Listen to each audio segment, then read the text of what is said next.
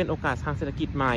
ให้แก่เกษตรกรในการแก้ไขปัญหาการเผาในภาคการเกษตรและมาตรการจัดการและป้องกัน PM 2.5 ในภาคเกษตรกรรมโดยประเทศไทยได้มีการขับเคลื่อนเพื่อรับรองคาร์บอนเครดิตภายใต้กลไก TWER ขององค์การบริหารจัดการก๊าซเรือนกระจกองค์การมหาชนซึ่งได้มีการจัดทำระเบียบวิธีการคำนวณคาร์บอนเครดิตจากไบโอชาสำหรับพรีเมียม TWER แล้วชวนันท์มาลีรายงานจบข่าวคณิษฐายิ้มดีอ่านรับฟังข่าวครั้งต่อไปเวลา 7 นาฬิกาค่ะติดตามข่าวที่นำเสนอไปแล้วได้ที่ www.thainews.prd.go.th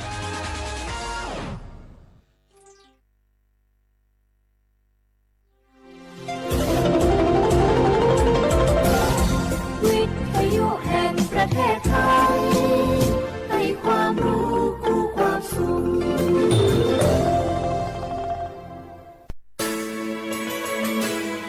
สถานีวิทยุกระจายเสียงแห่งประเทศไทยจังหวัดเชียงใหม่ AM 1476 กิโลเฮิรตซ์สถานีวิทยุภาคภาษาชาติพันธุ์แห่งเดียวในประเทศไทยที่มีความทันสมัยเชื่อถือได้สร้างอัตลักษณ์กลุ่มชาติพันธุ์สู่สากล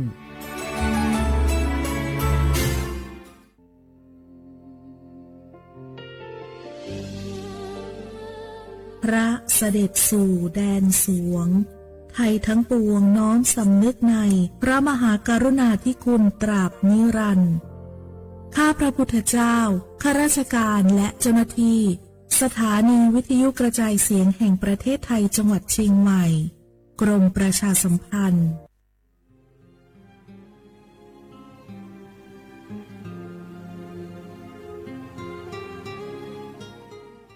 This is a moment of profound grief for the Kingdom of Thailand.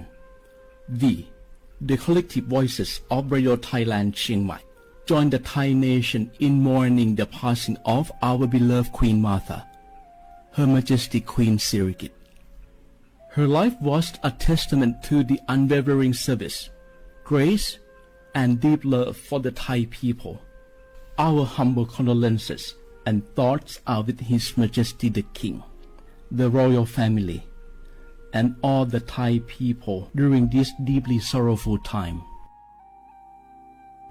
We will remember her forever.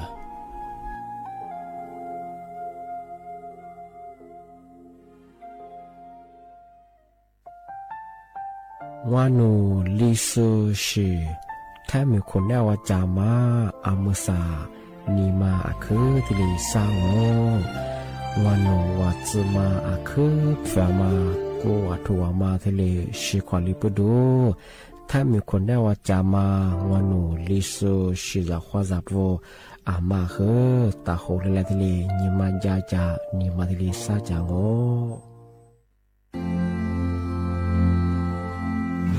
รากฐานสังคมไทยตั้งแต่อดีตจนถึงปัจจุบันเคารพเทิดทูนสถาบันพระมหากษัตริย์เป็นศูนย์รวมจิตใจที่เหนียวแน่นของคนไทยในเวลาที่เกิดวิกฤตทางการเมืองพระบารมีของพระเจ้าอยู่หัวก็ทำให้เกิดความสงบและช่วงที่เกิดวิกฤตเศรษฐกิจปรัชญาเศรษฐกิจพอเพียงของพระเจ้าอยู่หัวรัชกาลที่ 9 พระราชทานให้กับคนไทยก็ทำให้ผู้ที่น้อมนำมาปฏิบัติมีภูมิคุ้มกันและไม่เกิดความเสียหายพระปฐมบรมราชโองการของพระเจ้าอยู่หัวรัชกาลที่ 10เราจะสืบสานรักษาและต่อยอดและครองแผ่นดินโดยธรรมเพื่อประโยชน์สุขแห่งอาณาราษฎรตลอดไปพระมหากษัตริย์ไทยทุกพระองค์ทรงห่วงใยราชเสมอสถาบันพระมหากษัตริย์ไทยศูนย์รวมใจไทยทั้งชาติ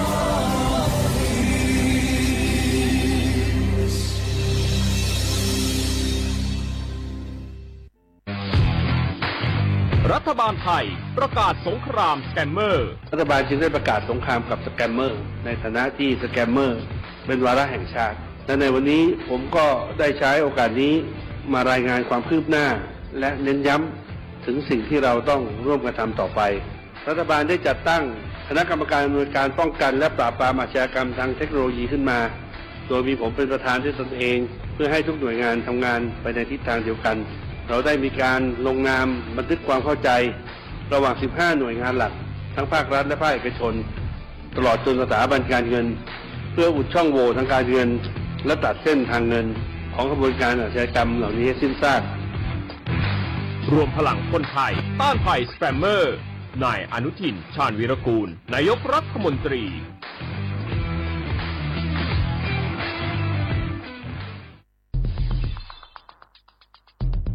แค่3 ปีความเสียหายจากอาชญากรรมไซเบอร์ของคนไทยพุ่งทะลุถึง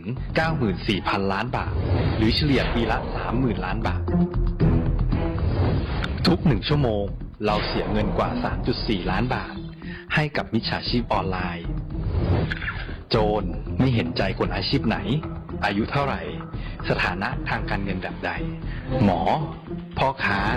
นักธุรกิจ นักเรียนแม่บ้านข้าราชการเกษียณทุกคนตกเป็นเหยื่อได้เสมอและวันหนึ่งอาจเป็นคุณหรือคนที่คุณรักเพราะจุดอ่อนร่วมของเหยื่อคือความเร่งรีบ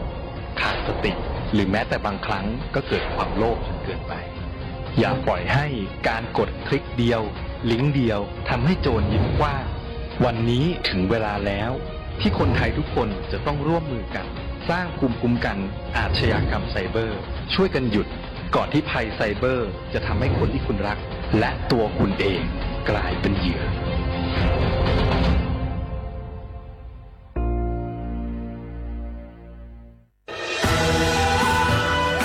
จากศาลากลางจังหวัดน่านหลังเก่าพัฒนาสู่การเป็นศูนย์การเรียนรู้นันทศิษย์ปาคารโดยมูลนิธิรักป่าน่าน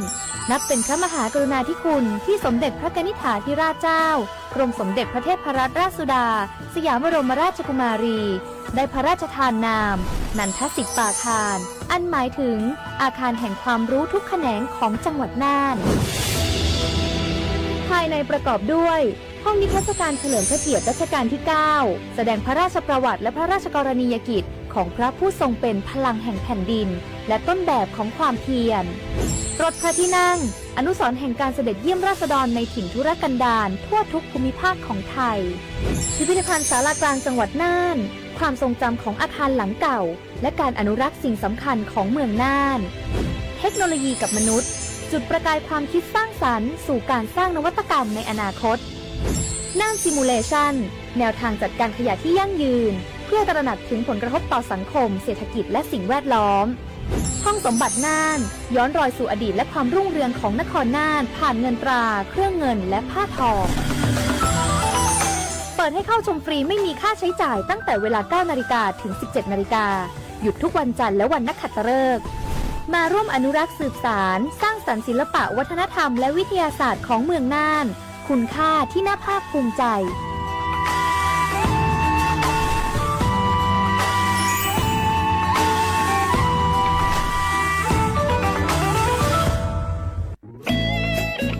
เสียงของท่านมีความหมายต่ออนาคตประเทศการเลือกตั้งคือโอกาสสำคัญที่ประชาชนจะได้ร่วมกำหนดทิศทางบ้านเมืองขอเชิญชวนพี่น้องประชาชนผู้มีสิทธิ์เลือกตั้งทุกท่านออกไปใช้สิทธิ์เลือกตั้งปี 2569 เลือกคนดีเลือกผู้แทนที่ตั้งใจทำงานเพื่อประโยชน์ของประชาชนบดีปล่อยให้เสียงของท่านเงียบหายเพราะประชาธิปไตยเริ่มต้นที่การไปใช้สิทธิ์ร่วมกันไปเลือกตั้งอย่างพร้อมเพรียงกันวันอาทิตย์ที่ 8 กุมภาพันธ์ 2569 8 โมงเช้าถึง 5 โมงแลงใช้สิทธิ์ใช้เสียงเพื่ออนาคตของประเทศไทยนี่รู้กันไหมสิทธิบัตรทองหรือบัตร30 บาทเป็นสิทธิหลักประกันสุขภาพตามกฎหมายที่ช่วยคุ้มครองคนไทยทุกคนให้เข้าถึงบริการสุขภาพที่จำเป็นโดยไม่ต้องเสียค่าใช้จ่ายเลยนะครอบคลุมทั้งการรักษาพยาบาลการป้องกันโรคการฟื้นฟูสมรรถภาพทางการแพทย์เรียกว่าช่วยให้คนไทยอุ่นใจกันเลยทีเดียวสอบถามเพิ่มเติมสายด่วนสปสช1330ทุกครั้งที่ใช้สิทธิบัตรทองหรือบัตร30 บาทอย่าลืมพกบัตรประชาชนเพื่อยืนยันการใช้สิทธิไม่ว่าจะไปรักษารับบริการป้องกันโรคหรือบริการอื่นๆสำหรับเด็กเล็กที่ยังไม่มีบัตรประชาชนใช้ใบเกิดแสดงคู่กับบัตรประชาชนของผู้ปกครองง่ายสะดวกรักษาได้ทันทีสอบถามเพิ่มเติมได้ที่สายด่วนสปสช1330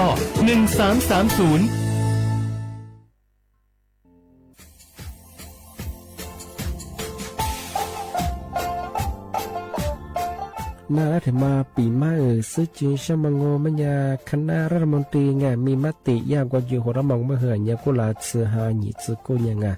ยึดโขอยู่ตรงยาโฉดซื้อฉีกว่าอย่าไประมองเมื่อเหือแก้ไขปัญหาไงสถานะอาทิตย์เหือสัญชาติไงเอาถ้ามีคนเนี่ยว่าจะส่งไงอธิบายที่ยากกฎหมายถือว่าไประมองเมื่อเหือไงมาตราที่17ไงแห่งพระราชบัญญัติคนเข้าเมืองไงพอสองงไม่อยากให้คนยังคือหนีตัวยังหนีซึ่งหนีกว่าไงเท่าโวถ้ามีคนเนี่ยว่าดูแลโซอาทิตย์ยังคือมือจ้าจางโง่เป็นยังไงอาทิตย์ยังโวมีทะเบียนประวัติเธอถูกต้องอยู่ไงอาทิตย์บ้าโวสามารถยื่นขอสถานะไงคนต่างด้าวเข้าเมืองโดยชอบด้วยกฎหมายที่ดียินหน้าบุตรงาอาทิตย์ทยากฎหมายถือว่าไประมองเพื่อไงมาตราที่7ทวีไงแห่งพระราชบัญญัติไงสัญชาติยึดโขงไปเฮอพศยังไง2508ไงเอาถ้ามีคนได้ว่าเฮตาซุงโงไม่ยังไงอาทิตย์เฮอาบามันก็จะเฮอามาไงเอาว่าอยู่ในทะเบียนประวัติบุคคลไงอธิบายว่าไม่มีสถานะทางทะเบียนมันจะแบบว่าสามารถยื่นขอสัญชาติไทยที่กรุงเทพมหานครไงยื่นที่สำนักบริหารการทะเบียนกรมการปกครองไงอธิบายเราส่วนต่างจังหวัดจะสบายว่ายื่นต่อในอำเภอตานภูมิลำเนาไงปีขวานแล้วก็จะบอกว่าอำเภอยิ่งที่ยืดช่องยืดเวลาโง่ไม่ยากว่าเวลาใช้กันยาขนาดถี่เนี่ยขวานยี่หนักกว่านี้สิงอันเดียบเฮนี่มีกับพวกขวานยี่ที่น่าเหี่ยโชฮาหนีซึกูยังไงยึดโขยี่ตัวเหี่ยโฉดซื้อกูกว่าเสือทีนี้ยืดช่องถึงมาปีมาซึ่งจีเช่าว่าชาวบ้านได้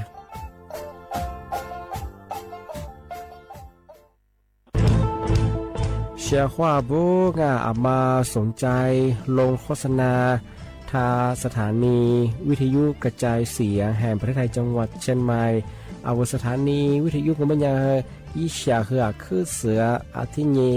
ยี่สัญญาณว่าคือหูยาคือยิบเป้งเที่ยวพื้นที่จังหวัดเชียงใหม่ยังอาทิตย์ปัญญามาสนใจลงโฆษณาช่องของบัญญัติติดต่อที่สวทเชียงใหม่ยิบเบอร์โทรบัญญัติคือ053-276-0685อาทิตย์นี้0922468579ชาว่าบราวถึงมาปีใหม่อาทิตย์สุดตาจิงชาวมองมันยังไงมุสาจังหวัดเชียงใหม่ค่อยถึงมาปีใหม่ปากไก่ฝรั่งที่5ที่นี้ของพวกค่อยยิงว่า5 3สื่อที่นี้สังเกตคนอยู่ตรงนี้โฉดสื่อกูขวางมาคืออัตุทัชโชดงกับปากกับเมียนเบสพิอาลุมิโดขยันรัวจุดเปลือกสัตว์ความแบบดิต้มแบงอัตุทัชโชบรังอาทิตย์ยาวพื้นที่หรือตัวจางโง่เป็นยังก็ยาระบบไฟดีค่อยนี้มาอนุญาตอยู่ไม่คือมาคืออัตุทัชโชดงอาทิตย์ยังปีขวาวัดตุสองเป็นยังฝ่าฝืนยังคือกลุ่มหมายละชัวยาชัวยาโซดงอาทิตย์บ้างก็เป็นยังมาอัตุชัวอัตุเบียพมัวโง่เป็นยังอาวุธโทแจ้งศูนย์อำนวยการแก้ไขปัญหาหมอกควานอาทิตย์ยังคือฝุ่นละอองมาคือจังหวัดเชียงใหม่ยี่เบอร์โทรโง่เป็นยัง053อาทิตย์112808หรือเดี๋ยวมาโง่เป็นยังสำนักงานประชาสัมพันธ์จังหวัดเชียงใหม่ค่อยดีปีมากทีเดียวพักกายฝรั่งอันนี้ประกาศมาก็ตะวันเลยยินจอละฝรั่ง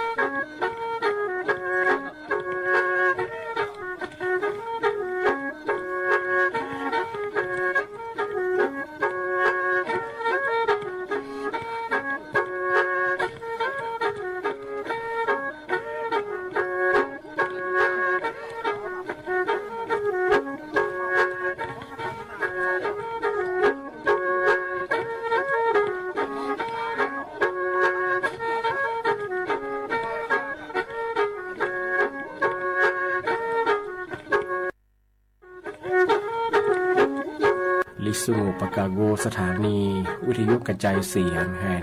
ประเทศไทยจังหวัดเชียงใหม่ระบบ AM 1476 กิโลเฮิรตซ์ระบบไลฟ์เฟซบุ๊กเพจสวทเชียงใหม่ AM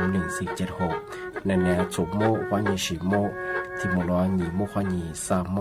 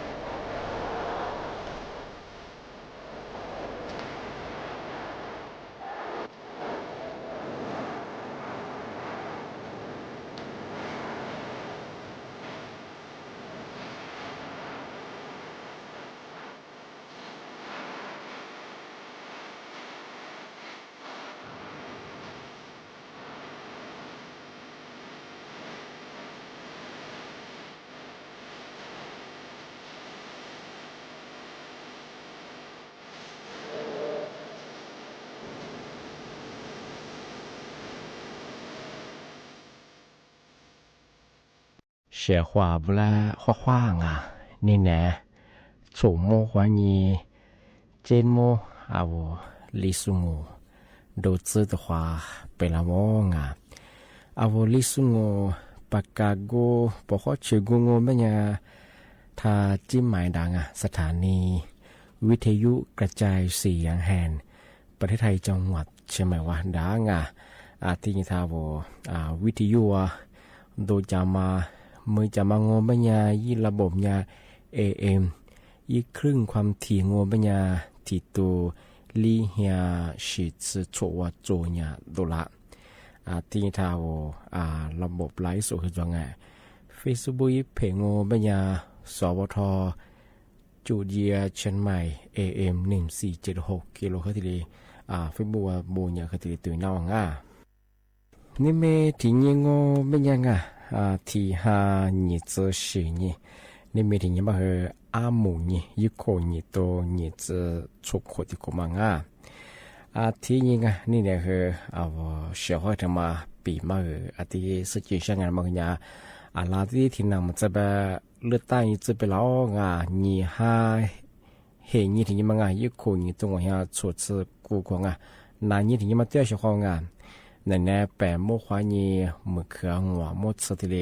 เลือดตั้งที่เลยองที่บ้างงเป็นยังเอาแทมมิสุทับปุ๊มางงเป็นยังเอาว่าสัญชาติไทยจูซงเอา20มาเลือดตั้งยันนาสุบะมาคือยิงที่เลยใช้สิเลือดตั้งที่เลยเย่งละสุดที่สุดของโนอะไรที่พูดมันเนี่ยอะไรที่พูดมันมีเยอะกว่าเพื่อนก็มาที่เลยสุดของที่บ้างงเป็นยังกูที่จะมาเอาเลือดตั้งยังงเป็นยังเชื่อเขาเป็นยังชื่อทัดดูสักทัดดูสักยังมาซาเชื่อของมายี่สามนุ้ยบัดมาแต่ว่าเป็นงเป็นยังโซยาเจ้าหน้าที่โซกว่าชิโซเอาละตีนสุดงนี่บางงเป็นยังเอารถทะเบียนยี่บ้าเอาละยาถูกพิยาถั่วมาซับเพียวว่าว่าเราทดสอบมัยี่วุฒิเพียมางเป็นยังยี่นี่จึงสีเขียวมางเป็นยังที่ว่าเลือดสอว่าเขียมังสอแต่ละเขียมาตัวเฉียงเอาเราสมัครเฉียงยี่เขียนี่มาถึงมางเป็นยังสีชมพูทำมองว่าเนี่ยเอาว่าพัดกันเมืองสโนอะไรที่พามันนิเชียอะไรที่บูมันนิเชียก็คือทำมาเสื้อมังชาว่ายิ่งเฉียงว่าว่าสเขตไงเอาจังหวัดแต่พวกว่ายิ่งเขตตัวเฉียงไงยิ่งเขตตัวแทนพัดกันเมืองอะไรที่เข้ามายิ่งตัวแทนก็คือว่าสีสุดของซาเพียที่เพียมองว่าเนี่ยยี่สิบไงสีเหลืองทำมองว่าเนี่ยคือว่าลงประชามติยังไงยากว่าแก้ไขรัฐธรรมนูญกฎหมายที่ชื่อจุการตั้งว่าที่ถึงมาสามาแก้ไขมาเยี่ยมมาไงเอารัฐได้ยังไงเอามาเยี่ยมไปเหอะว่ายี่ช่องว่ามาเยี่ยที่เล็กกายยังไงนูพยี่ช่องเป็นยังแก้ไขรัฐธรรมนูญยี่ช่องไปเหอะว่ายี่แก้ไขยังมาเหอะยี่กายยี่ช่องไงทำมาเหอะซาเพียรว่าว่าช่องมามาเป็นข้อนูมาตัวมาซื้อไปเหอะยากว่าเจ้าหน้าที่ว่าว่าที่นั่นยี่ช่องที่บ้านยังมาทำไม่ได้ยี่ห้าเฮยี่เนี่ยแปะโมควายยี่มือเขือว่าโมสติเลเลือดตายยังช่องที่บ้านมาทำไม่ได้เอายี่ใบมีเตะช่องปีข้อนี้บามาเหอะหมูอายุก็เลยบางกว่าคือเตะช่องอยู่นั่นช่องที่นี่กว่าว่าใบกระเขียดพลาสปอร์ตที่นี่เหตุปีข้อนูยี่บัตรผิดบางกว่าคือว่ายี่เอกสารว่าย่าหน่วยงานราชการคนนี้ดูร่ามนี่มีดามาที่นึกว่าเล่ประจำตัว13 หลายวันดับก็คือแต่ยังที่เรียอยู่หน้าบริษัทมาคือแต่ไม่ได้ช่องที่ยี่ห้าเหตุยังไงในแปะเมื่อควายยังคือมันคือหัวมุสลิมเลือดตายยังที่ยังไงจะมาเชื่อเอาเชื่อเราคนละปีมาแบบเปลืองช่วงเมื่อสาวเป็นยาโซอัตโตมังกโชนี่เมกับโปควายหัวหาสัตสติญาสงเมื่อสาวมาตุพอชงเป็นยายี่โทเหือคือหนายาชงฮูเบเบมไม่เคยที่โคควายนี่จื้อโคจื้อเบลงผู้บักโคจับบังเป็นยาอยู่ตัวบังไม่ยาคือที่นี่เมื่อบาควายนี่ล้านสติลิเปชงที่บ้านไม่ยาชงมาคือตุทัดโช บอกว่าตุดสุงไม่ยาเทปีขวานโนพื้นที่แง่งเนาะตุดสมองไม่ยาที่หนีจงวันไรก่อนพวกพายงไม่ยาทำมาคือ你离苦花你只苦是体里边了啊，ที่你不把苦咱们不和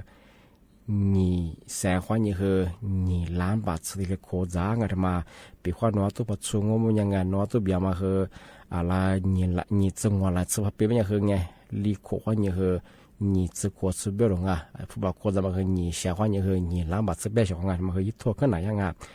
ที่แบบไม่ใช่ว่าไงมาคือตัวถัดโชว์ไงทำมาคือยาคือประกาศอย่างไงตัวคือชอบคือว่ายี่หมอกควางอ่ะPA2.5มีอะไรไงมีเสียมาค่ะหมอกควางยี่ดูจอมันเลยพี่จวงอ่ะเวลาชอบคือเสียหาสมัยยี่คือสุขภาพมาค่ะก็เลี้ยงอ่ะที่นี่คือหมอกควางมีอะไรงงเป็นยังคือสู่ต่างชาติสู่นึกปั้นในใบจะสู่ว่าถ้าไม่คือกับเป็นลำปุ่งอ่ะหมอกความยาตุ้งกุศลงอมันเลยพี่จะบ่เหือมันล้ามีเสียชกไงที่ยังคือถ้ามีสุขภาพคือยังคือเบียร์ชกไงที่บ่คือสมศาตุ้มมาคือชงที่หาคนยังคือหัวหาศาสตร์สุดที่ยังสิไงถึงมาปีมาช่างไง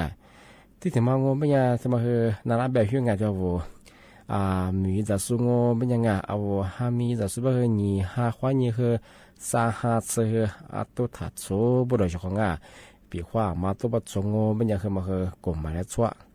ที่นี่สยากระทรวงการเกษตรที่นี่คือสหกรณ์กันแบบนี้คือปีขวาบอกว่าสหกรณ์เกษตรว่าสมาชิกพัฒนาโง่เป็นยังงอที่นี่โนตุสวงเป็นยังคือสุพรรณยามเป็นคือเจ้าหอมุทเชรัฐบาลข้อนี้มีจะสุดายโครงการงอ20ลิชิกก็คือเนี่ยนู่นมาว่าที่เกินหน้าบุรุษงานที่เป็นยังคือมีจะสู้มีจะสู้งาชีจะสู้งที่ตัวถัดโซ่บริงามีความง่ายที่นี่หาที่นี่ความยังคือสาหาสัตว์ที่นี่สิ่งการมาอย่างที่เดียปีมาประกายฝรั่งที่เป็นยังไงมาสานนะมกว่าที่ขวาเงินน่าชกง่ายที่มกว่านั่นนักการจะสปอร์ตตัวขวาจุดความง่ายเอาชกว่าถ้า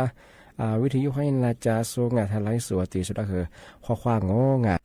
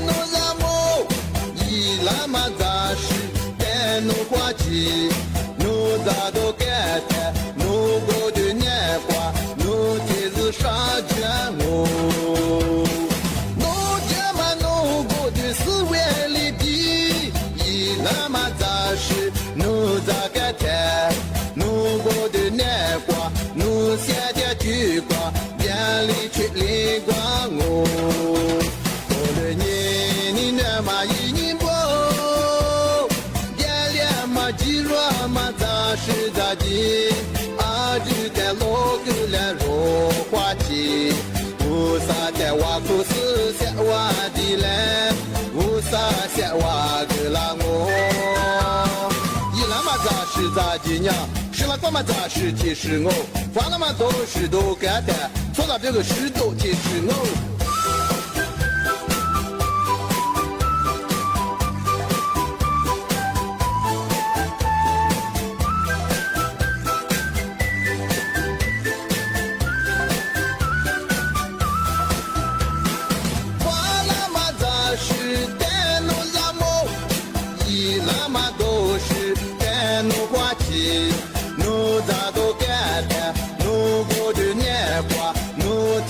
杀绝路，我爹妈弄过的4万里地，一那么杂事弄咋个谈？弄过的年华，弄现在去过，眼里去来光我。过了年你那么一年不，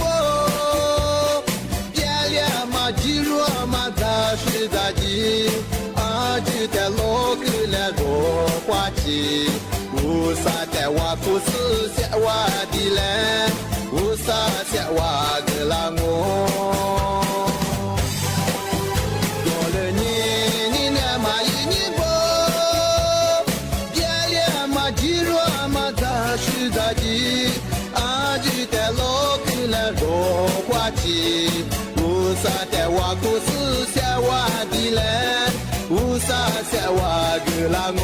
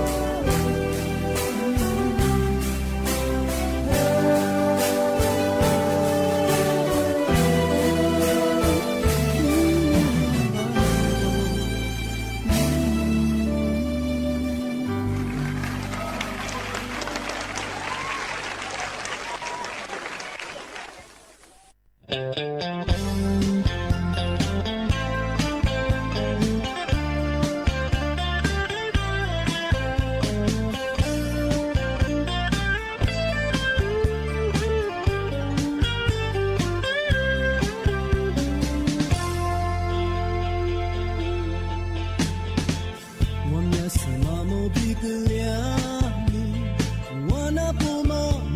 ta tu lia ni nu ta ni nu ta ma nu ni ni ma nya na pia li wa po tu ma bi tu tu lia ni wa se ta tu su he ni gu lia ni nu ta ni nu ta ma nu ni su bi nya lu so kwa bi sai se la lo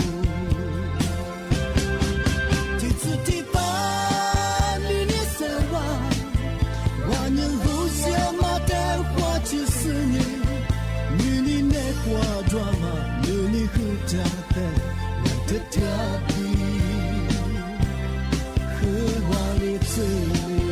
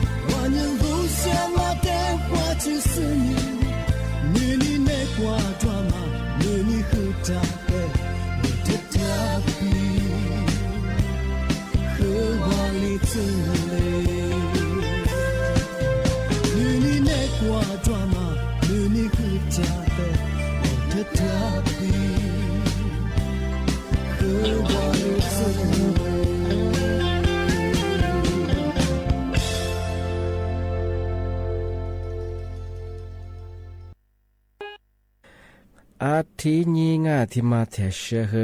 นารักที่มาสุจินช่างอามุสาวรัฐบาลงมันอยากจะเลยยิสุงพิกมายิสุเรียก็กันยากาสุยังเรียว่าอย่าพี่ยังมีเลยยิสุงอามุสาวิขาตุนตุนว่าเฮโอ้นอมีเคยได้ปวดหรอสุหลุดโถนี่เฮที่อีดาวกลัวมันหยาเมื่อมาเฮยี่มือสมุยแสสมุยลางสมุยอันนี้สมุยงามที่บ้านมันยังมาสัญญาสำนักงานปปสบ้านมันปีว่าวัชว่าวังมายี่จ่าส่วนใบชิส่วนแบงยี่วัวส่วนใบชาส่วนใบยี่สุส่วนแบงเอาพมงมันยังมาคือที่โทรแจ้งช่างงบุรงยี่เบอร์โทรงมันยังสายด่วนยังเฮ1386แต่มาเฮนี่จะลิจูมุที่โทรหน้าบุรงที่ยังเฮกว่าวัยี่แอปทันเราคือที่ใจหน้าดงที่ถึงมางงไม่ยากว่าเว็บไซต์ไงสำนักงานปปสรับเฮอที่เลใจเฉพาะบริษัทมังอาชีพเอาก็ดูว่าสำนักงานปปสยี่ที่เลใจเฉพาะบริษัททีที่ถึงมางงไม่ยากเอาว่าจดหมายไงร้องเรียนตู้ไปรษณีย์123ที่เลใจหน้าบริษัททำไมย่าที่สำนักงานปปสที่เลใจฝรั่งงานบริษัทมาเฮอปีขว้าวัวที่ชีพมงบริษัทไงที่โทรแจ้งฉันบ้างพมังงานยาจ้า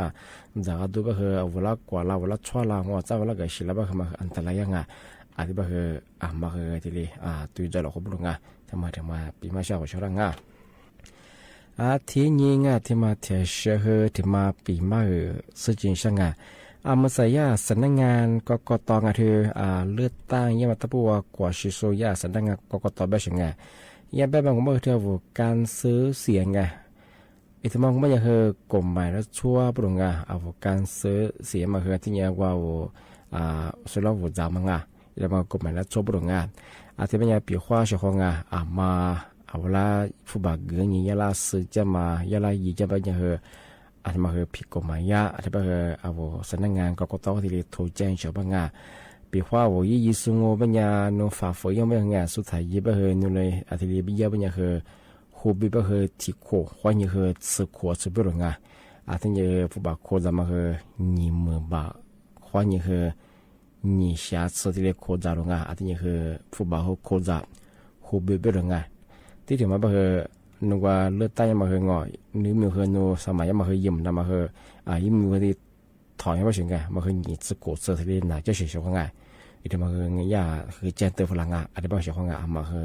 จับมึงอ่ะเอาอยู่ว่าจะคือนูชวนหน้าเสียของไงจะยับพันยามันเลยเป็นยังไงอันนี้มาคือมาเวลาพอบักเกยยาลาซื้อจะมางอที่มาคือสู่การซื้อเสียมังไงเวลาพอบักเกยยาลาซื้อจะมาคือกลมมาละชั่วมาถ่ายเสียของไงที่มาถึงมาเจนเตอร์ช่างไง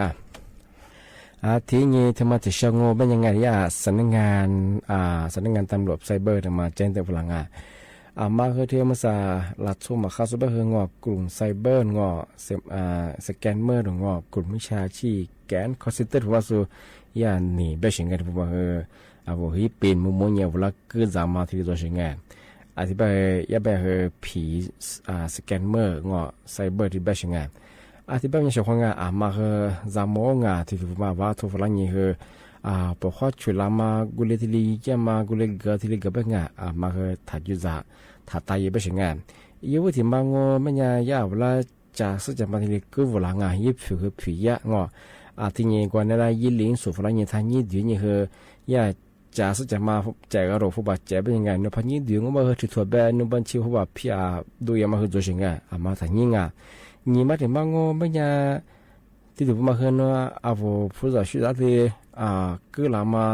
ที่เชื่อมาคือตัวสิ่งไงดูทรัพย์สินยังมังที่บางงไม่ยาเชื่อของไงยาเวลาที่รีบลังนั่นแหละว่ายี่ลุนทุยจะสิ่งไงว่าคือเลยยังมังเปิดเสื่อมยังว่ากำลังเสื่อมยังว่าเป็นยังไงว่าขับทุยยังมาคือของโจงยาเห็นนั่นแหละ100%เลยเหยียบไปสิ่งไงรับประกันยังสิ่งไงเพราะเขาช่วยเขาเชื่อว่าสิ่งไงมาก็ถ้าลงทุนง่ายนพลงทุนเบอร์สุดท้ายแบบนี้ยาทะเลผีได้เชิงไงที่ถึงบางงเป็นอย่างคือวิไลค์ความแบบเฟซบุ๊กความแบบวันนี้ปกข้อตัดชุดละถ้าไทยฝรั่งอาจจะไปเห็นได้แล้วเนี่ยปกข้อชุดละวันหนึ่งเนี่ยเจ้าหน้าที่ขนส่งตรงนี้เจ้าหน้าที่รัฐบาลเป็นยังไงกูมาทำมาเป็นยังไงเวลาข้อมูลเดี๋ยวมาเวลากูดีเกี่ยมาคือตัวเชิงไงมาก็ถ้าไทยฐานะนางงานมาคือ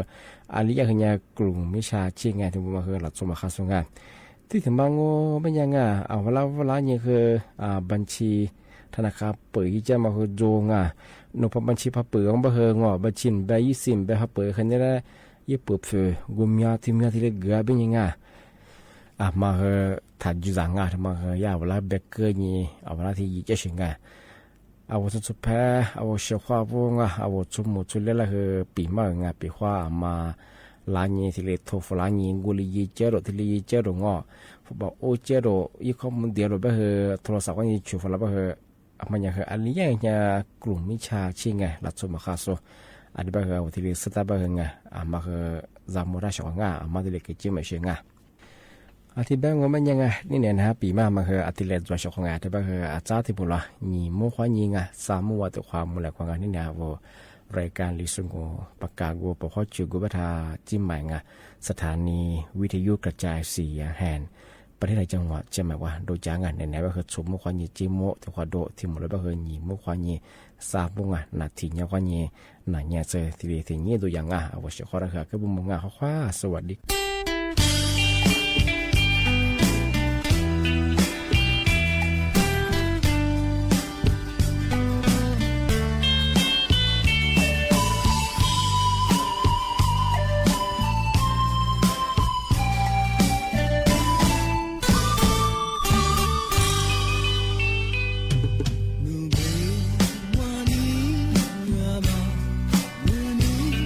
闪亮起踪。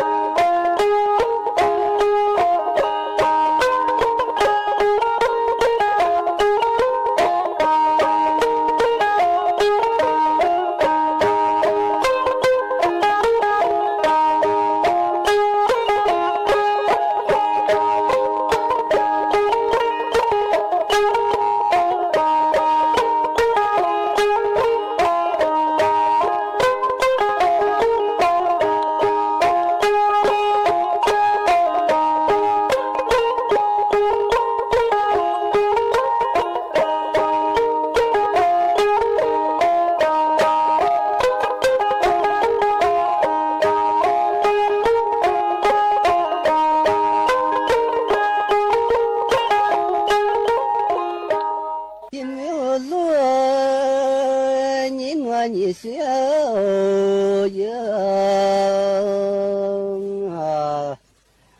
咋办嘛呢？天天下着一天呀，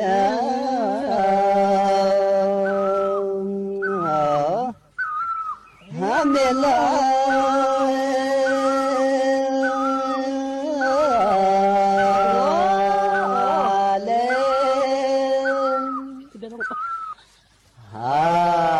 你这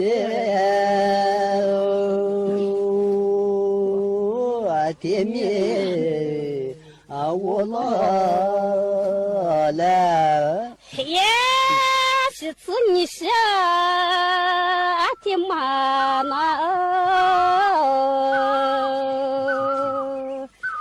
咋的咋看？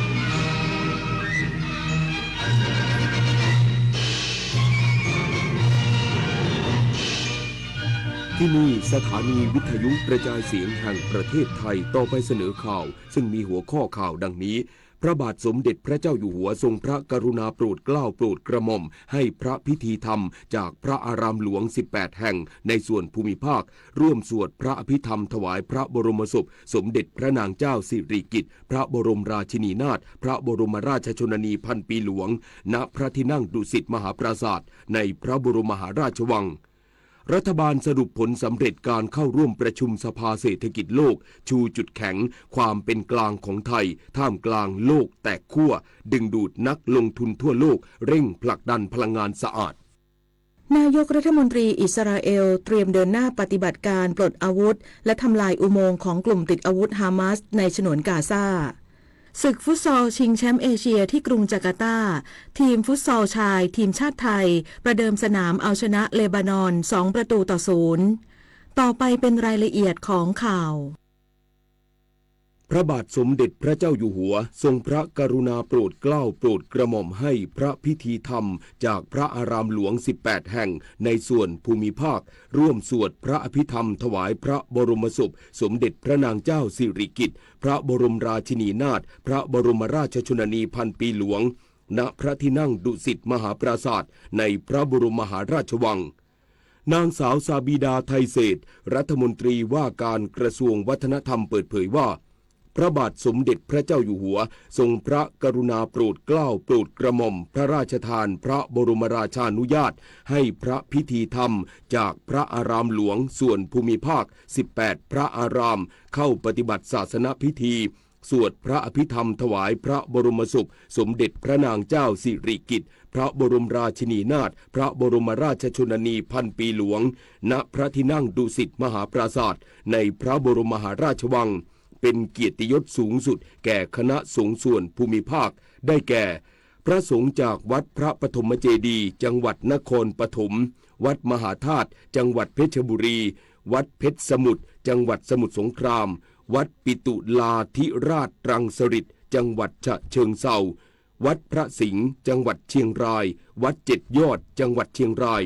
วัดโพธิสมพรจังหวัดอุดรธานีวัดพระมหาธาตุจังหวัดนครศรีธรรมราชวัดประชุมโยธีจังหวัดพังงาวัดมัชชิมาวาดจังหวัดสงขลาวัดบัวขวัญจังหวัดนนทบุรีวัดพิกุลทองจังหวัดสิงห์บุรีวัดป่าโมกจังหวัดอ่างทองวัดกวิศรารามจังหวัดลพบุรีวัดพระบรมธาตุจังหวัดชัยนาทวัดโสธรวรารามจังหวัดฉะเชิงเทราวัดหนองแวงจังหวัดขอนแก่นและวัดศาลาลอยจังหวัดสุรินทร์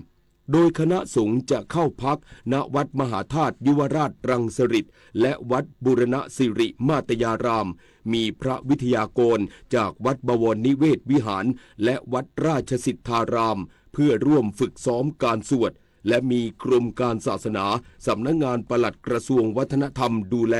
ร่วมกับสำนักพระราชวังอย่างใกล้ชิดทั้งนี้กรมการศาสนาจะออกฎีกานิมนต์พระพิธีธรรมจากพระอารามหลวงส่วนภูมิภาคเพื่อร่วมสวดกับพระสงฆ์ที่เข้าปฏิบัติศาสนพิธีสวดพระอภิธรรมถวายพระบรมศพในเขตกรุงเทพมหานครตั้งแต่วันที่2 กุมภาพันธ์เวลา 19 นาฬิกาเป็นต้นไปนายกรัฐมนตรีและคณะรัฐมนตรีร่วมแสดงเจตนารมณ์ทำความดีในโครงการ1ความดีล้านความรักภูมิใจพักพระพันปีหลวงสืบสานพระราชปณิธานสมเด็จพระนางเจ้าสิริกิติ์พระบรมราชินีนาถพระบรมราชชนนีพันปีหลวงวันนี้ก่อนการประชุมคณะรัฐมนตรีนายอนุทินชาญวิรากูลนายกรัฐมนตรีและรัฐมนตรีว่าการกระทรวงมหาดไทยรับฟังภาพรวมโครงการ1ความดีล้านความรักภูมิใจพักพระพันปีหลวงโดยนายกรัฐมนตรีพร้อมด้วยคณะรัฐมนตรีร่วมเขียนปณิธานทำความดีประดับต้นไม้แห่งความดีเพื่อแสดงเจตนารมณ์ในการบำเพ็ญประโยชน์เพื่อสังคมพร้อมเยี่ยมชมการสาธิตการจัดทำริบบิ้นแสดงความอาลัยการประดิษฐ์ดอกไม้ในพระนามาภิไธยควีนสิริกิติ์เพื่อน้อมรำลึกในพระมหากรุณาธิคุณสมเด็จพระนางเจ้าสิริกิติ์พระบรมราชินีนาถพระบรมราชชนนีพันปีหลวงสำหรับโครงการ1ความดีล้านความรักภูมิใจพักพระพันปีหลวงจัดขึ้นเพื่อแสดงออกถึงความจงรักภักดีและน้อมสำนึกในพระมหากรุณาธิคุณอันหาที่สุดมิได้เชิญชวนประสบกนิกรทุกหมู่เหล่าร่วมกันบำเพ็ญความดีเพื่อถวายเป็นพระราชกุศลแด่สมเด็จพระนางเจ้าสิริกิติ์พระบรมราชินีนาถพระบรมราชชนนีพันปีหลวงสถานีวิทยุกระจายเสียงแห่งประเทศไทยขอเสนอสารคดีชุดสมเด็จพระนางเจ้าสิริกิติ์พระบรมราชินีนาถพระบรมราชชนนีพันปีหลวงพระผู้เสด็จสู่สวรรคาลัยวันนี้เสนอตนทรงเป็นศูนย์รวมจิตใจของทุกศาสนาสารคดีชุดสมเด็จพระนางเจ้าสิริกิติ์พระบรมราชินีนาถพระบรมราชชนนีพันปีหลวงพระผู้เสด็จสู่สวรรคาลัยสมเด็จพระนางเจ้าสิริกิติ์พระบรมราชินีนาถพระบรมราชชนนีพันปีหลวง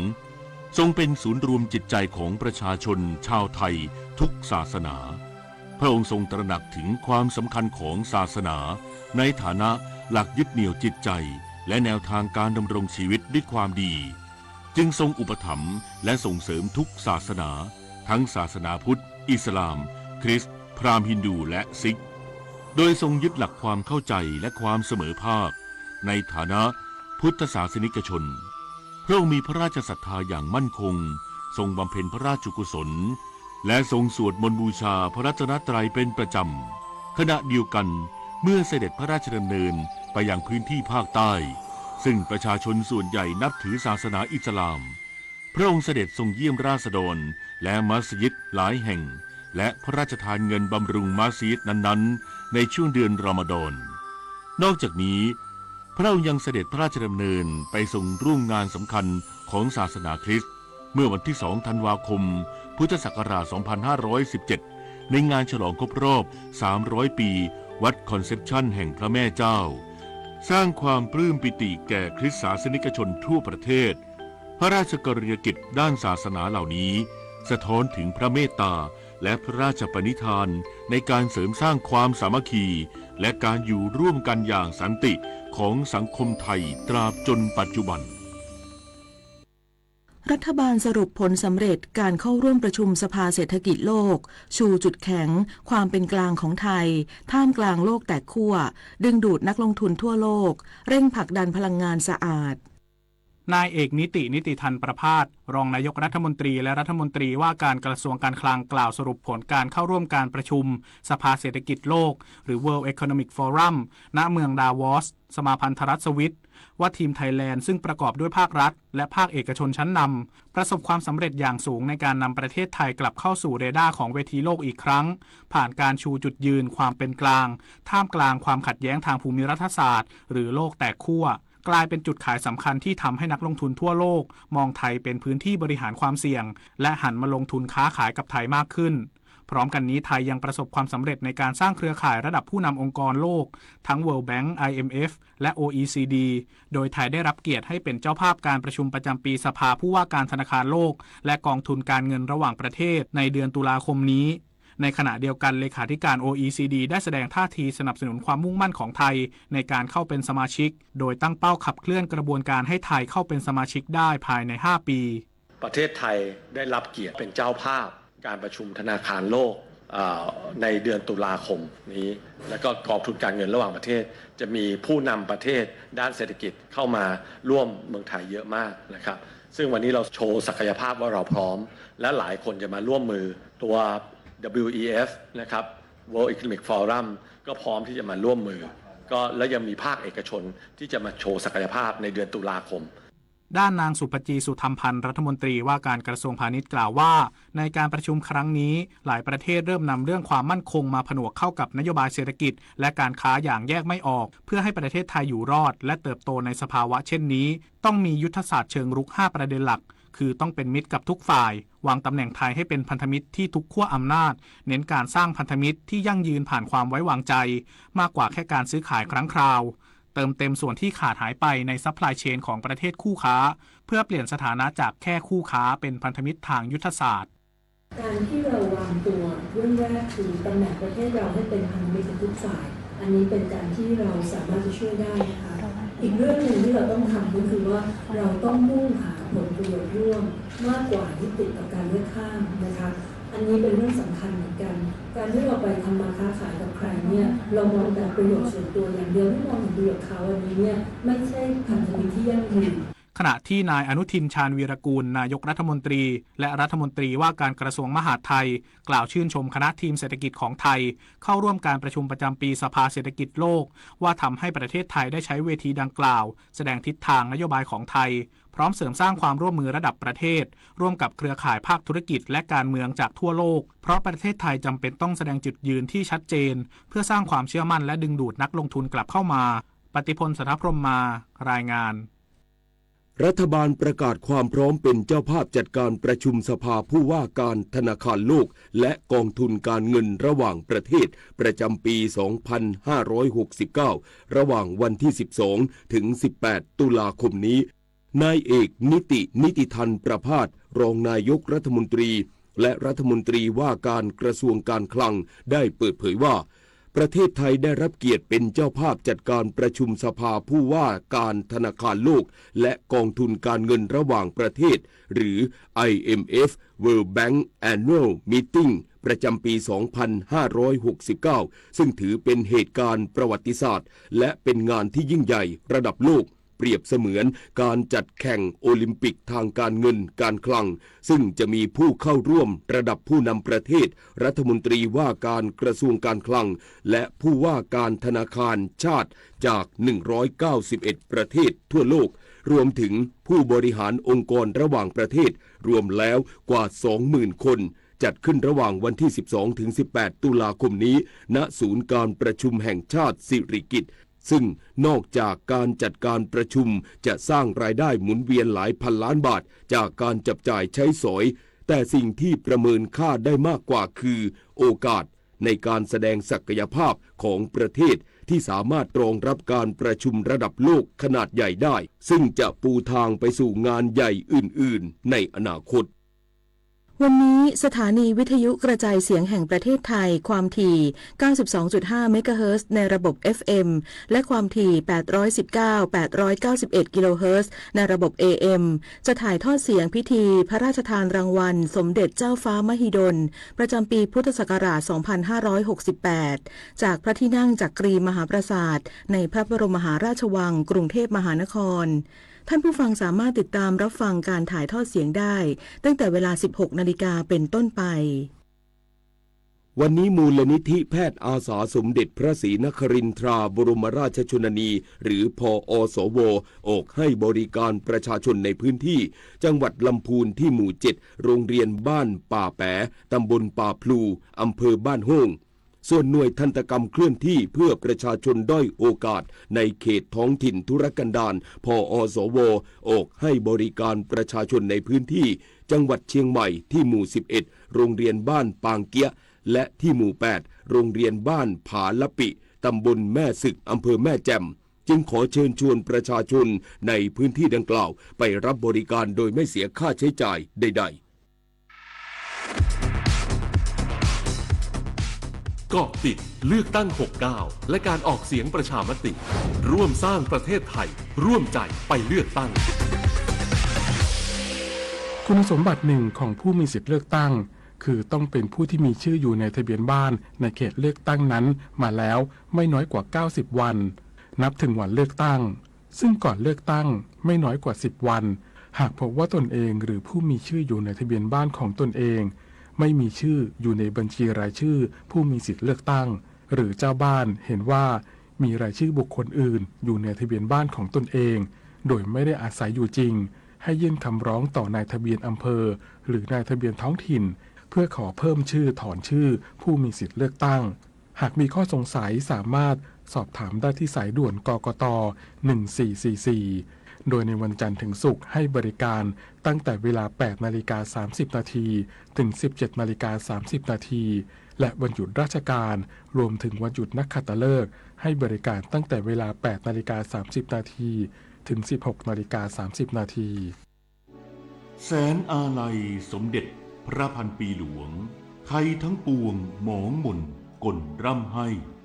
พระผู้เสด็จสู่ฟ้าสวรรคาลัยแนบดวงใจตามพระบาททุกชาติภพปวงประชาน้อมสำนึกในพระมหากรุณาธิคุณเป็นล้นพ้นอันหาที่สุดมิได้ข้าพระพุทธเจ้าคณะผู้บริหารข้าราชการและเจ้าหน้าที่สถานีวิทยุกระจายเสียงแห่งประเทศไทยกรมประชาสัมพันธ์8 กุมภาพันธ์นี้ทุกเสียงคือพลังอย่าลืมไปใช้สิทธิ์เลือกตั้งสมาชิกสภาผู้แทนราษฎรและออกเสียงประชามติตั้งแต่เวลา 8 นาฬิกาถึง 17 นาฬิกาณหน่วยเลือกตั้งที่มีชื่อตรวจสอบรายชื่อผู้มีสิทธิ์ได้ที่ www.ect.go.th แอปพลิเคชัน Smart Vote หรือสายด่วน 1444 สร้างสรรค์ประเทศไทยพร้อมใจไปเลือกตั้ง7:16 นาทีต่อไปรับฟังข่าวต่างประเทศนายกรัฐมนตรีเบนจามินเนทันยาฮูของอิสราเอลออกแถลงการเมื่อวานนี้ที่ระบุว่าอิสราเอลเตรียมเดินหน้าปฏิบัติการปลดอาวุธกลุ่มฮามาสรวมทั้งทำลายอาวุธและอุโมงค์ของกลุ่มฮามาสในฉนวนกาซาตามแผนสันติภาพในฉนวนกาซาระยะที่2ของประธานาธิบดีโดนัลด์ทรัมป์ผู้นำสหรัฐนอกจากนี้อิสราเอลจะขัดขวางการจัดตั้งรัฐปาเลสไตน์โดยจะใช้สิทธิการควบคุมความมั่นคงในฉนวนกาซาและเขตเวสต์แบงก์เพื่อป้องกันการกลับมาของกลุ่มฮามาสความเคลื่อนไหวดังกล่าวเกิดขึ้นหลังอิสราเอลพบร่างตัวประกันชาวอิสราเอลรายสุดท้ายที่ยังคงอยู่ในฉนวนกาซาเมื่อวันที่ 26 มกราคมที่ผ่านมาขณะที่นานาชาติเรียกร้องให้ทุกฝ่ายที่เกี่ยวข้องปฏิบัติตามขั้นตอนของข้อตกลงหยุดยิงในฉนวนกาซาสำนักข่าวต่างประเทศรายงานโดยอ้างถ้อยแถลงของประธานาธิบดีโดนัลด์ทรัมป์ผู้นำสหรัฐเมื่อวานนี้ที่ระบุว่านายทอมโฮแมนเจ้าหน้าที่ระดับสูงด้านความมั่นคงชายแดนของสหรัฐเข้าพบหารือกับนายทิมวอลส์ผู้ว่าการรัฐมินนิโซตาและนายเจคอบเฟรย์นายกเทศมนตรีเมืองมินนิอาโพลิสเพื่อหาทางควบคุมสถานการณ์ความไม่สงบจากกรณีที่เจ้าหน้าที่สำนักงานตรวจคนเข้าเมืองและศุลกากรหรือ ICE ยิงชายชาวอเมริกันรายหนึ่ง เสียชีวิตในเมืองมินนิอาโพลิสเมื่อวันที่ 24 มกราคมที่ผ่านมา โดยการหารือในครั้งนี้เป็นไปในทิศทางที่ดี ความเคลื่อนไหวดังกล่าวเกิดขึ้นท่ามกลางความไม่พอใจของพลเมืองอเมริกันสำหรับนโยบายการปราบปรามผู้อพยพที่ผิดกฎหมายของประธานาธิบดีทรัมป์อย่างรุนแรงรวมทั้งวิพากษ์วิจารณ์นโยบายดังกล่าวสำนักงานความมั่นคงแห่งชาติของทำเนียบประธานาธิบดีเกาหลีใต้ออกแถลงการประณามกรณีที่เกาหลีเหนือยิงขีปนาวุธในพื้นที่ทางเหนือของกรุงเปียงยางเมืองหลวงของเกาหลีเหนือในวันอังคารที่ผ่านมาเมื่อเวลาประมาณ 15:50 นาทีตามเวลาท้องถิ่นมุ่งหน้าไปยังทะเลตะวันออกซึ่งถือเป็นการยั่วยุและละเมิดมติของคณะมนตรีความมั่นคงแห่งสหประชาชาติพร้อมเรียกร้องให้เกาหลีเหนือยุติการกระทำดังกล่าวโดยทันทีทั้งนี้การยิงขีปนาวุธของเกาหลีเหนือในครั้งนี้ถือเป็นการแสดงแสนยานุภาพเพื่อยืนยันว่ารัฐบาลเกาหลีเหนือภายใต้การนำของนายคิมจองอึนผู้นำสูงสุดมีความก้าวหน้าในด้านการป้องกันประเทศรวมทั้งเกาหลีเหนือเตรียมจัดการประชุมใหญ่ของพรรคแรงงานเกาหลีเหนือเป็นครั้งแรกในรอบ 5 ปีในช่วงต้นเดือนหน้าต่อไปรับฟังข่าวกีฬาค่ะศึกฟุตซอลชิงแชมป์เอเชียที่อันจาการ์ตาอินเตอร์เนชั่นแนลเวโรโดมกรุงจาการ์ตาประเทศอินโดนีเซียในกลุ่ม B นัดแรกทีมฟุตซอลชายทีมชาติไทยลงสนามพบกับเลบานอนเกมนี้โค้ชหมีรักพลสายเนตรงามสงรัตพงษ์หยีมะเรบยืนเฝ้าประตูกฤษอรัญสัญญารักษ์รณชัยจูวงสุขปานัทกิติพานุวงศ์และมูฮัมหมัดอุสมานมูซาเป็น5คนแรกซึ่งผลปรากฏว่าทีมฟุตซอลชายทีมชาติไทยเอาชนะเลบานอนไป2-0เก็บแต้มแรกของศึกชิงแชมป์เอเชีย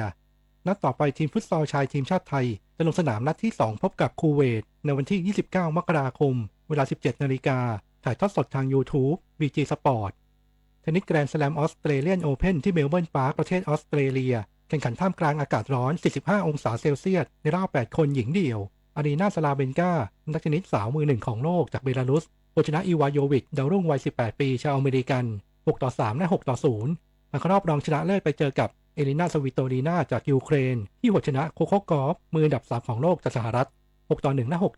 6-2 แบดมินตัน World Tour Super 300 ปรินเซสสิริวัณวรีไทยแลนด์มาสเตอร์ 2026 ที่อาคารนิมิบุตรสนามกีฬาแห่งชาติในวันแรกรอบควอลิฟายหญิงคู่กฤษพรชัยชนะกับปัณณวีผลเยี่ยมช่วยกระจบเอาชนะชองเจียหยูกับวาเนสซาอึ้งจากมาเลเซีย 2-0 เกม 22-20 21-19 ผ่านเข้ารอบแรก 32 คนไปเจอกับราเชล อันเลสยาโรสกับเฟบีเซเตียนนิงรัมคู่จากอินโดนีเซียส่วนคู่ผสมธนวินมาดีกับพไทยทิพย์มิจาดตบเอาชนะไช่ฟู่เฉิงกับซึงหยูซวนจากไต้หวัน 2-0 เกม 21-12 21-17 ผ่านเข้ารอบแรกไปเจอกับราสมูสเอสเพอร์เซนกับอามารีเซลิเซียคุสจากเดนมาร์กพลเอกเดชาเหมกระศรีนายกสมาคมกีฬาจักรยานแห่งประเทศไทยเปิดเผยว่าศึกจักรยานเสือภูเขาทางเรียบและประเภทถนนไทยแลนด์โอเพ่นชิงแชมป์ประเทศไทยชิงถ้วยพระราชทานประจำปี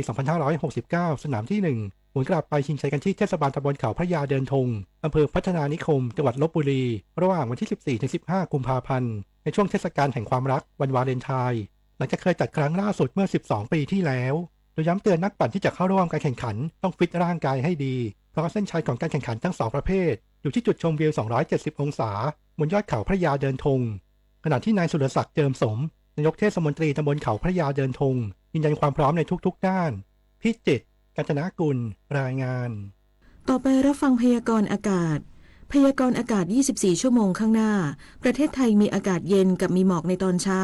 โดยภาคเหนือและภาคตะวันออกเฉียงเหนือยังคงมีอากาศเย็นถึงหนาวเนื่องจากบริเวณความกดอากาศสูงหรือมวลอากาศเย็นกำลังปานกลางปกคลุมประเทศไทยตอนบนและภาคใต้ตอนบนขอให้ประชาชนดูแลรักษาสุขภาพเนื่องจากสภาพอากาศที่เปลี่ยนแปลงรวมทั้งเพิ่มความระมัดระวังในการสัญจรผ่านบริเวณที่มีหมอกไว้ด้วยสำหรับภาคใต้มีฝนน้อยแต่ยังคงมีฝนฟ้าคะนองบางแห่งเนื่องจากมรสุมตะวันออกเฉียงเหนือกำลังปานกลางที่พัดปกคลุมอ่าวไทยภาคใต้และทะเลอันดามันมีกำลังอ่อนลง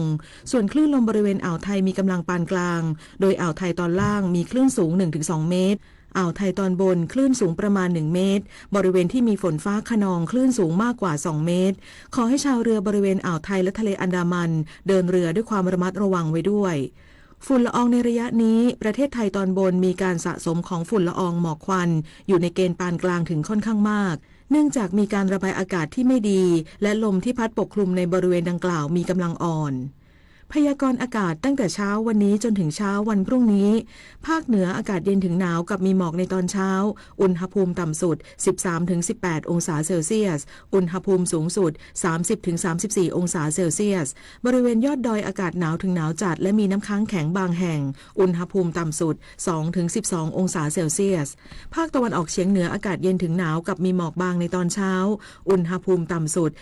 14-19 องศาเซลเซียสอุณหภูมิสูงสุด30-33 องศาเซลเซียสบริเวณยอดภูอากาศหนาวอุณหภูมิต่ำสุด 8-14 องศาเซลเซียสภาคกลางอากาศเย็นกับมีหมอกบางในตอนเช้าอุณหภูมิต่ำสุด 17-19 องศาเซลเซียสอุณหภูมิสูงสุด 32-34 องศาเซลเซียสภาคตะวันออกอากาศเย็นกับมีหมอกบางในตอนเช้าอุณหภูมิต่ำสุด 17-23 องศาเซลเซียสอุณหภูมิสูงสุด 31-35 องศาเซลเซียสลมตะวันออกความเร็ว 15-30 กิโลเมตรต่อชั่วโมงทะเลมีคลื่นต่ำกว่า 1 เมตรห่างฝั่งคลื่นสูงประมาณ 1 เมตรภาคใต้ฝั่งตะวันออกอากาศเย็นในตอนเช้าโดยมีฝนฟ้าคะนอง10%ของพื้นที่ส่วนมากบริเวณจังหวัดชุมพรสุราษฎร์ธานีและนครศรีธรรมราชอุณหภูมิต่ำสุด 18-24 องศาเซลเซียสอุณหภูมิสูงสุด 30-34 องศาเซลเซียสตั้งแต่จังหวัดสุราษฎร์ธานีขึ้นมาลมตะวันออกเฉียงเหนือความเร็ว 15-30 กิโลเมตรต่อชั่วโมงทะเลมีคลื่นสูงประมาณ 1 เมตรบริเวณที่มีฝนฟ้าคะนองคลื่นสูงมากกว่า 2 เมตรตั้งแต่จังหวัดนครศรีธรรมราชลงไปลมตะวันออกเฉียงเหนือความเร็ว 15-35 กิโลเมตรต่อชั่วโมงทะเลมีคลื่นสูง 1-2 เมตรบริเวณที่มีฝนฟ้าคะนองคลื่นสูงมากกว่า 2 เมตรภาคใต้ฝั่งตะวันตกอากาศเย็นในตอนเช้าโดยมีฝนฟ้าคะนอง10%ของพื้นที่ส่วนมากบริเวณจังหวัดพังงาและกระบี่อุณหภูมิต่ำสุด 21-24 องศาเซลเซียสอุณหภูมิสูงสุด 32-35 องศาเซลเซียสลมตะวันออกเฉียงเหนือความเร็ว 15-30 กิโลเมตรต่อชั่วโมงทะเลมีคลื่นสูงประมาณ 1 เมตรห่างฝั่งและบริเวณที่มีฝนฟ้าคะนองคลื่นสูงมากกว่า 1 เมตรกรุงเทพมหานครและปริมณฑลมีอากาศเย็นกับมีหมอกบางในตอนเช้าอุณหภูมิต่ำสุด 21-23 องศาเซลเซียสอุณหภูมิสูงสุด 32-35 องศาเซลเซียสสภาวะระดับน้ำในแม่น้ำเจ้าพระยาที่หน้ากองบัญชาการกองทัพเรือคำนวณโดยกรมอุทกศาสตร์กองทัพเรือวันนี้น้ำขึ้นเต็มที่เวลา 1:41 นาทีสูงกว่าระดับทะเลปานกลาง72เซนติเมตรและเวลา 10:45 นาทีสูงกว่าระดับทะเลปานกลาง1เมตร43เซนติเมตรน้ำลงเต็มที่เวลา 4:06 นาทีสูงกว่าระดับทะเลปานกลาง67เซนติเมตรและเวลา 20:07 นาทีต่ำกว่าระดับทะเลปานกลาง20เซนติเมตรวันนี้ที่ประภาคารกาญจนาภิเษกแหลมพรหมเทพจังหวัดภูเก็ตดวงอาทิตย์ตกเวลา 18:33 นาทีกรุงเทพมหานครดวงอาทิตย์ตกเวลา 18:16 นาที1 นาทีกับกปท.ช่วงการจราจรติดขัดมักพบพฤติกรรมการขับรถปาดหน้าช่วงขึ้นสะพานซึ่งนอกจากจะเป็นการขับขี่ที่ผิดกฎหมายแล้วยังเป็นช่องทางให้เกิดอุบัติเหตุได้ง่ายด้วยเพราะหากขับเข้าไปเบียดรถคันอื่นที่ต่อแถวกันมายาวโดยต่างไม่ยอมกันรถอาจเกิดเฉี่ยวชนขึ้นบริเวณดังกล่าวหรือรถที่วิ่งอยู่ในเลนที่จะขึ้นสะพานอาจไม่ทันระวังรถตัดหน้าทำให้เบรกไม่ทันและเกิดชนกันขึ้นหรือหากรถที่ปาดหน้าเร่งความเร็วขึ้นเพื่อให้ได้ขึ้นสะพานก่อนก็อาจทำให้รถที่อยู่เลนขึ้นสะพานเบี่ยงหลบชนขอบสะพานจนเสียหลักซึ่งทุกเหตุการณ์สามารถเกิดขึ้นได้อย่างไม่คาดคิดส่งผลให้การจราจรติดขัดเป็นเวลานานขึ้นจากที่ติดขัดเป็นปกติอยู่แล้วเพียงเพราะการขับขี่ที่ไม่มีวินัยกรมการขนส่งทางบกเตือนผู้ขับขี่ทุกท่านขับรถรักษากฎเพื่อช่วยลดอุบัติเหตุบนท้องถนนค่ะด้วยความปรารถนาดีจากกรมประชาสัมพันธ์และกองทุนเพื่อความปลอดภัยในการใช้รถใช้ถนนกรมการขนส่งทางบกกระทรวงคมนาคมรู้รักภาษาไทยโดยความร่วมมือของสำนักงานราชบัณฑิตยสภาและกรมประชาสัมพันธ์วันนี้เสนอคำว่าสนามเพลาะคำว่าสนามเพลาะเป็นคำประสมสนามเขียนสอเสือนอนหนูสระอามอม้าหมายถึงที่โล่งกว้างใช้ประโยชน์ต่างๆอย่างเป็นที่ชุมนุมเป็นต้นเช่นสนามหลวงส่วนคำว่าเขียนสระเอพอพานลอลิงสระอาสระอะหมายถึงทำให้ริมติดต่อกันเช่นแพลเพลาะนอกจากนี้คำว่าเพลาะยังหมายถึงพื้นดินที่แยกออกเป็นช่องเพราะความหมายนี้ นำมาผสมกับคำว่าสนามเป็นสนามเพลาะหมายถึงครูที่ขุดกำบังตัวในเวลารบเช่นพลทัพไทยขุดสนามเพลาะเข้าตั้งประชิดค่ายพม่าในปัจจุบันคนไม่รู้จักคำว่าสนามเพลาะจึงใช้คำว่าคูเรตผู้มีคำถามการใช้ภาษาไทยสอบถามได้ที่ www.orst.go.th สาระนานากับสารานุกรมไทยวันนี้เสนอตอนโรคมาลาเรียโรคมาลาเรียหรือไข้มาลาเรียเป็นโรคที่มีมาแต่สมัยโบราณมีชุกชุมตามบริเวณ